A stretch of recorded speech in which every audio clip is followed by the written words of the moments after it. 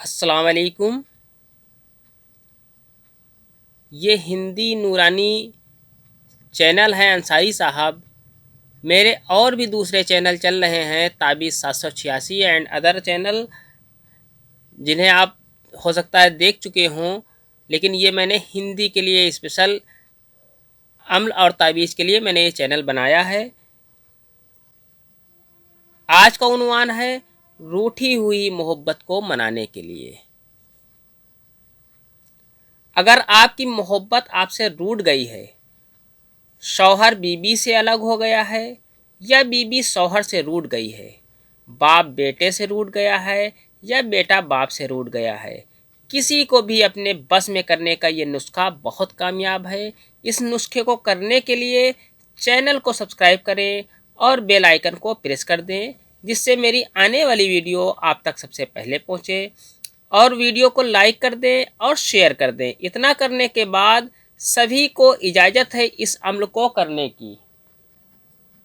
आइए चलते हैं नक्श की तरफ। नक्श इस तरह से बनाना है। आपको सबसे पहले 4 खाने का एक बॉक्स बना लेना है। 4 खाने का बॉक्स बनाने के बाद आपको यहाँ पर सबसे पहले लिखना है 786। 786 लिखने के बाद आपको यहाँ पर लिखना है अलिफ।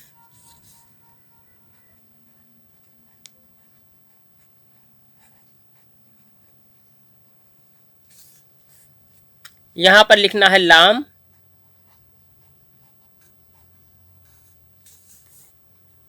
यहाँ पर लिखना है मीम।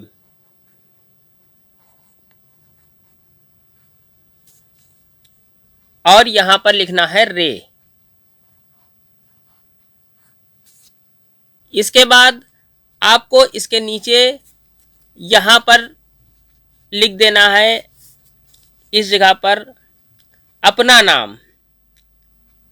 यहाँ पर अपना नाम लिख देना है। अपना नाम लिखने के बाद यहाँ पर बिन या बिनते लिखने के बाद, अगर आप मर्द हैं तो यहाँ पर बिन लिख दें, अगर आप औरत हैं तो यहाँ पर बिनते लिखें। बिनते लिखने के बाद अपनी माँ का नाम लिख दें।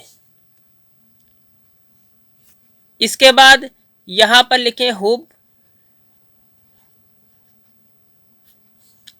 हुब लिखने के बाद यहाँ पर महबूब का नाम लिख दें। महबूब अगर लड़की है तो यहाँ पर बिनते लिखें। महबूब अगर मर्द है तो यहाँ पर बिन लिखने के बाद उसकी माँ का नाम यहाँ पर लिख दें। ये आपका नक्श मुकम्मल है। इस नक्श को बनाने के लिए मोर के पंख की जरूरत है।